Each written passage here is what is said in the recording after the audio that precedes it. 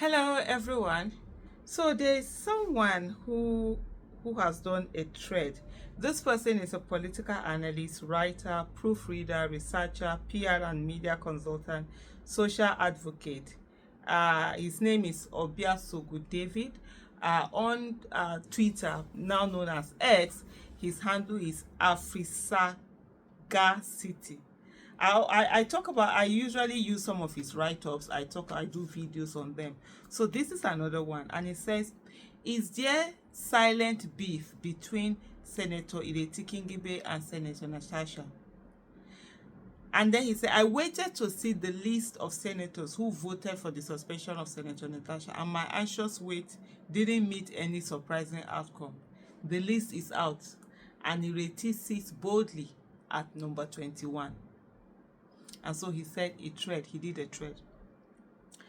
He said a week ago, Senator Ireti spoke for the first time on the Akpabio versus Natasha saga, which has become a national discussion since it broke.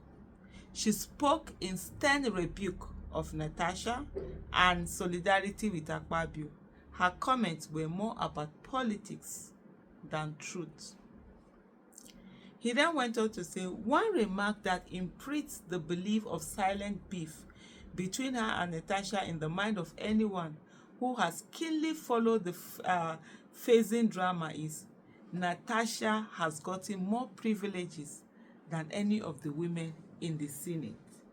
She looked intent on bearing more secrets had she not been shot. For me, that statement was first of all so out of place.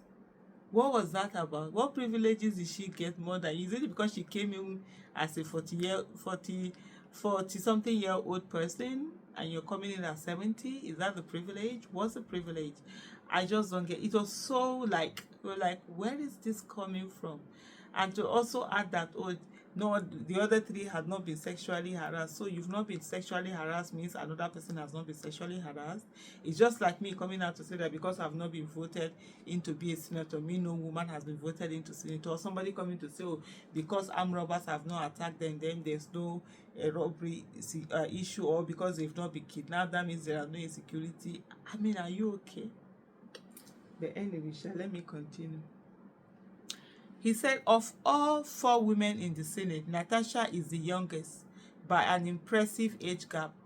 For her part, Ireti merits to be called a mother to Natasha by a convenience guess. She's 70, while Natasha is light months before she clocks 45. So that's like about a 35 years age gap. She can even be grandmother myself for those who get married really, really early.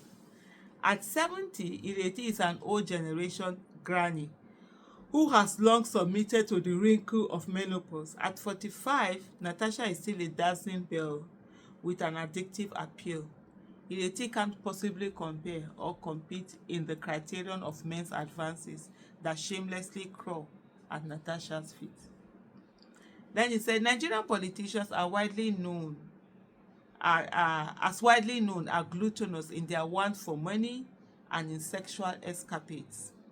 The Senate houses a handful of them, aging, naughty folks who pleasure not in their contribution in the house, but in sliding through the cheerful laps of women of easy virtue.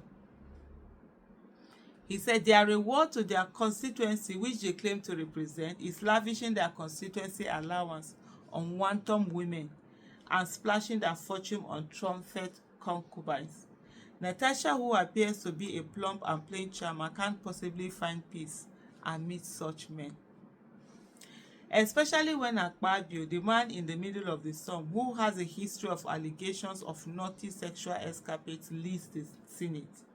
So when Senator Ireti said Natasha has gotten more benefits than the rest of the women in the House, it is clear what she meant. She appeared on Arise TV and quibbled with such serious concern, suggesting that all may not be well between her and her kid colleague. Of course, Ireti is the chairperson of the Senate Women Affairs Committee and may claim to be the mouthpiece of the other women. But her dig at Natasha on TV doesn't support the claim that she represents the interests of female senators. An instance was telling the story about when she visited Natasha to deliver a document. Natasha told her that Akpabio had asked her to meet him in a hotel. So what does that mean when somebody is telling you, someone who is supposed to be like a colleague with a higher authority, telling you to come and meet him in a hotel? That doesn't tell you about sexual harassment and all of that. Yet to come out to say, unsurprisingly, Senator Ireti joined a minority caucus of the Senate that endorsed Senator Natasha to be suspended. That she actively backed an orchestration by a masculine cult of political augurs to silence a female colleague stresses she's desperate to get evil. Being the leader of women in the Senate, should Senator Ireti have shamed Natasha on national TV or nearly stripped her of her fragile honor? Was Ireti motivated by a genuine desire to correct a little colleague who assumably was violating the rules of the House? Or was she playing the typical Nigerian politics, engineered by hate and envy against a colleague who earns better privileges? Whoever seeks to answer the question should first think deeply why Ireti took sides with Akpabio, with whom she had fallen out several counts. And for me to just add is that not just falling out several counts, but for whom Senator Natasha has stuck her neck out. For a lot of the public back and forth insult that Natasha has received from Akpabio, it was due to the fact that she stood with Senator Ireti. If you remember that whole nightclub remarks that Senator Akpabio had done to Senator Natasha, where he told her that, oh, you can't just talk like that, you think this is a nightclub. And a lot of Nigerians were angry, enraged. And it got to the extent that Akpabio then had to come and apologize. It was actually because of Senator Ireti. She was defending Senator Ireti when Senator Akpabio had said to Senator Ireti whether she think they will use government money to build shops and give it to the Nigerians, because it was about that Karu market that had been burned. And Senator Ireti was asking that when it's rebuilt, that they should give it back to the original owner, because there are some reports that there is a conspiracy to steal that market from the people who were there. And today, when Senator Natasha had an issue, guess the person that threw her under the bus first? Senator Ireti. If I tell you I'm not disappointed, I don't feel betrayed. Wallahi na lie I dey talk. That Senator Ireti matter pain me. Still dey pain me. This is someone Nigeria stood for. Abuja people stood. When they wanted to steal that election from her, they stood gidigba.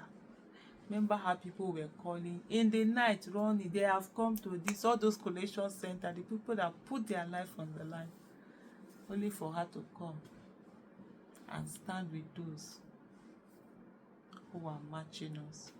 No wahala. One day, monkey go market. Monkey no go come back.